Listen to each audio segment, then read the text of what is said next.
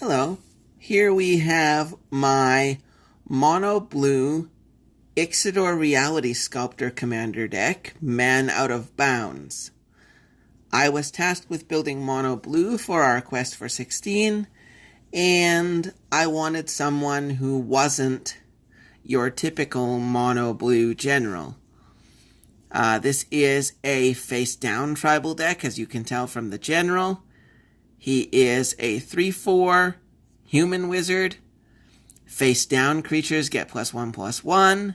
And for 2 and a blue, turn target face-down creature face up. He costs 5 mana. I am running Patron of the Moon here. He's a 5/4 flying for 7 mana. He has Moonfolk Offering, but there are no Moonfolk in this deck. That's not really why he's here. He's here for the 1, put up to 2 land cards from your hand into play tapped.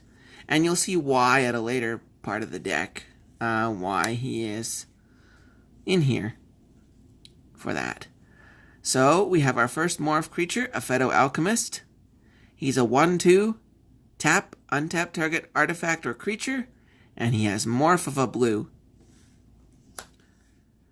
Stratus Dancer has Megamorph of 1 and a blue, and when he is turned face up, counter target instant or sorcery spell. Void Mage Apprentice. He has Morph of 2 and a blue, and when he's turned face up, counter target spell. You'll notice there is sort of a wizard sub-theme here. Somewhat my doing, otherwise the doing of the designers of Onslaught, who put a lot of morph on wizards. Quarcy Deceiver. He is a Naga wizard that taps to add colorless to your mana pool, and spend it only to cast a face-down creature spell or pay a mana cost to turn a face-down creature face up. Willbender. Remember, folks, every morph is Willbender. When Willbender is turned face up, change the target of target spell or ability with a single target. As long as I have a face-down creature, you can't really throw big things targeting my face, because every morph is Willbender, as they used to say during Onslaught Block Standard. Fathom Seer. He has Morph of return 2 islands you control to their owner's hand, and when he's turned face up, draw 2 cards. Void Mage Prodigy, one of the invitational cards. He has blue, sack a wizard, counter target spell, and he has Morph of a blue. Disruptive Pit Mage. He has tap, counter target spell unless his controller pays 1, and he has Morph of a blue. Silumgar Spell Eater has a Megamorph of 4 and a blue, and when he's turned face up, counter target spell unless its controller pays 3. Echo Tracer has 2 and a blue for his morph cost. When he's turned face up, return target creature to its owner's hand. Riptide Survivor. When he is turned face up for his morph cost of 1 and 2 blue, or for any way of turning him face up, you discard 2 cards from your hand and then draw 3. Riptide Entrancer, morph of blue. When it deals combat damage to a player, you can sacrifice it. If you do, gain control of target creature that player controls. Raven Guildmaster. He's a wizard. When he deals combat damage to a player, that player removes the top 10 cards of their library from the game, and he has Morph of 2 and 2 blue. Shorecrasher Elemental. He has blue, exile Shorecrasher Elemental, then return it to its battlefield face down under his owner's control. He has Megamorph of 4 and a blue, and he has 1 Shorecrasher Elemental gets +1, -1, or -1, +1 until end of turn. Patron Wizard. Lets me tap an untapped wizard I control to counter target spell unless its controller pays 1. Mistfire Weaver. When it's turned face up, target creature I control gains hexproof until end of turn, and it has morph of 2 and a blue. Nameless One, arguably the worst of the one cycle. It has power and toughness equal to the number of wizards in play, and it has morph of 2 and a blue. And Kiru Spell Snatcher here is a morph of 4 and 2 blue. When he's turned face up, counter target spell. If that spell is countered this way, exile it instead of putting it into its owner's graveyard. You may cast that card without paying its mana cost for as long as it remains exiled. So he basically spelljacks your opponent's spell when you turn him face up. Unblinking Bleb. Whenever Unblinking Bleb or another permanent is turned face up, you may scry 2. Fledgling Mawkor. You can tap him to deal 1 damage to target creature or player, and he morphs for 2. Aphedo Runecaster is whenever a creature is turned face up, I may draw a card.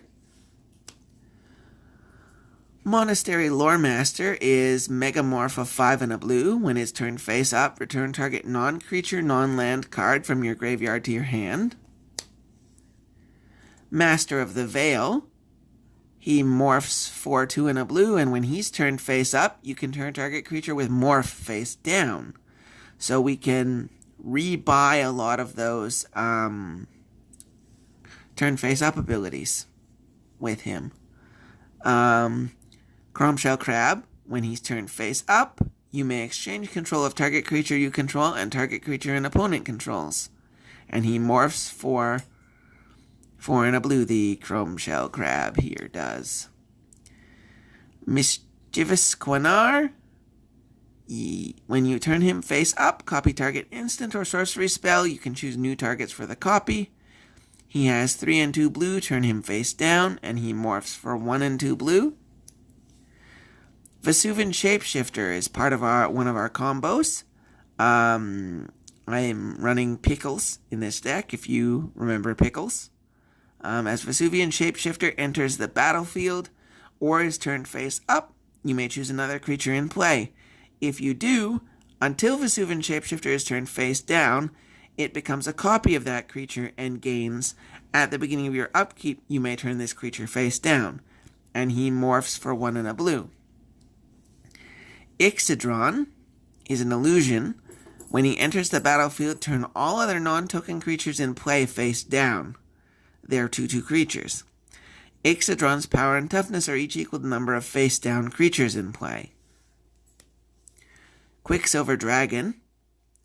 He has a 5/5 flying. He has morph of 4 and a blue. And he has blue. If target spell has only one target, and that target is Quicksilver Dragon, change that spell's target to another creature. Thousand Winds. He has morph of 5 and 2 blue. When he's turned face up, return all other tapped creatures to their owner's hands. Consecrated Sphinx. Flying for 6. Whenever an opponent draws a card, you may draw 2 cards. The other half of our Pickles combo, Brine Elemental. When Brine Elemental is turned face up, each opponent skips his or her next untap step. So when we turn Vesuvian Shapeshifter face up, we have him become Brine Elemental. He copies the turn face up ability of Brine Elemental, and you all, my opponents that is, skip your next untap step. And then when it comes to my turn, after that, in my main phase, I can turn him face down. At my upkeep, I turn him face down, and then during my main phase, turn him face up. He becomes Brine Elemental. You skip your untap steps. At my next upkeep, I turn him face down. In my main phase, I turn him face up. And basically, you never get an untap step again, unless I let you have an untap step. Archetype of Imagination gives all my little face down dudes and all my other guys flying, and nobody else gets to have any flying. Weaver of Lies has morph of 4 and a blue.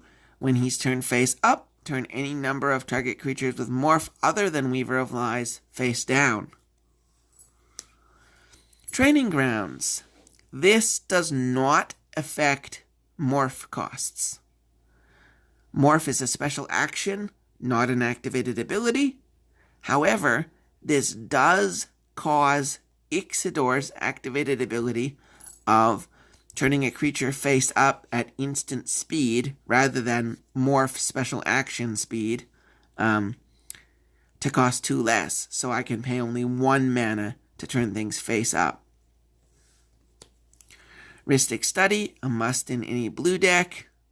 Whenever an opponent plays a spell, I may draw a card unless that player pays 1. Words of Wind.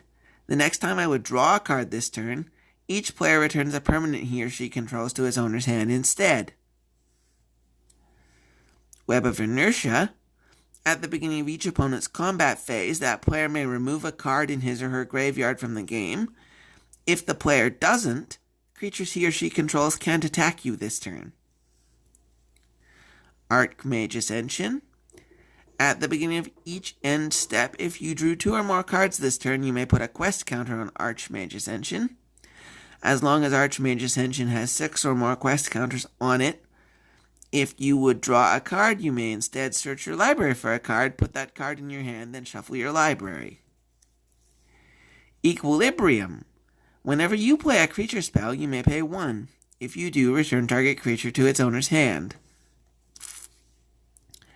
Frozen Ether. Artifact creatures and lands your opponents control enter the battlefield tapped. Opposition. Tap an untapped creature you control. Tap target artifact, creature, or land. Parallel Thoughts. I don't see this in many decks, but I always love to run it. When it enters the battlefield, search your library for 7 cards, remove them from the game in a face-down pile, shuffle that pile, then shuffle your library. If you draw a card, you may instead put the top card of the pile you removed into your hand.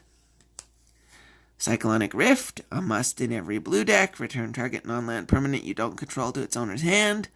Overload of 6 in the blue. Backslide.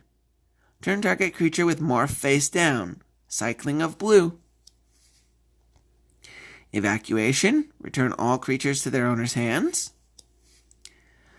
Bluster Squall. Tap target creature you don't control. Overload. Turnabout. Tap or untap all artifacts, creatures, or lands target player controls. Now here's why we had Patron of the Moon. I'm running Sunder. Return all lands to their owner's hands. So I can tap out, float all my mana, cast Sunder, and use the floating mana through Patron of the Moon to drop my lands all back into play, and you don't get to have any lands in play. Aetherize. Return all attacking creatures to their owner's hand. Blue Sun Zenith. Target player draws X cards. Shuffle Blue Sun Zenith into its owner's library. High Tide. Until end of turn, all islands produce an additional blue and tap for mana. I'm not using High Tide in this deck in any sort of combos. It's just here for value. Sol Ring. Semblance Anvil. When it enters the battlefield, I may exile a non-land card from my hand. Spells I cast it share a card type with the exiled card cost 2 less to cast. This lets me put my morph guys onto the battlefield for only 1 mana, face down. And I mean, a 3/3, if Ixidor is in play, for 1 mana, that's a good buy if you ask me. Hedron Archive. It makes 2 mana, and for 2 and tap and sacrifice it, I get to draw 2 cards.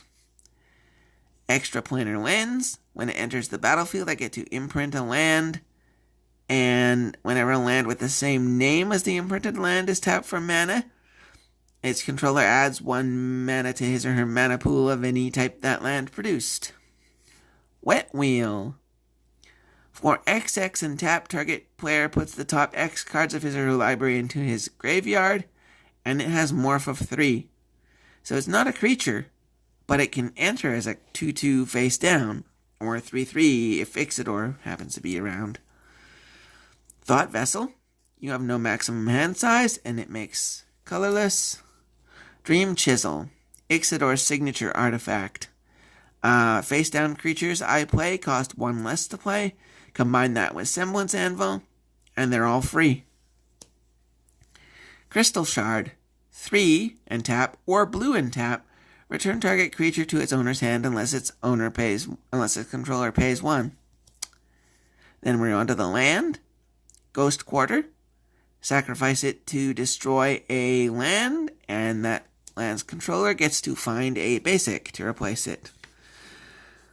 Riptide Laboratory was far too expensive when I bought it. I should have bought it earlier before the Wizard Precon came out for last year's Commander set. It makes colorless, and for 1 and a blue and tap, you can return target wizard you control to its owner's hand. Tomb of the Spirit Dragon is some secret tech with morph. It makes colorless, and for 2 and tap, I gain a life for each colorless creature I control. So all my face down guys, I can gain some life off of them. Blighted Cataract for 5 and a blue, and sacrificing it I get to draw 2 cards. Halimar Depths, it enters tapped, it makes blue, and when it enters you get to look at your top 3 cards of your library and put them back in any order. Skyline Cascade, when it enters the battlefield, target creature an opponent controls doesn't untap during its controller's next untap step. Zoetic Cavern, he has morph of 2, and he makes colorless. Then we have the rest of the deck is islands, and they're all Onslaught block islands and Odyssey block islands to coincide with Ixidor and the part of the Magic storyline that involves Ixidor. Thank you for watching. Have a wonderful day. And that is my Man Out of Bounds, my mono blue Ixidor Reality Sculptor Commander deck, which tries to win the game by just attacking with face-down creatures, getting value out of face-down creatures, and yeah, face-down creatures. Hooray!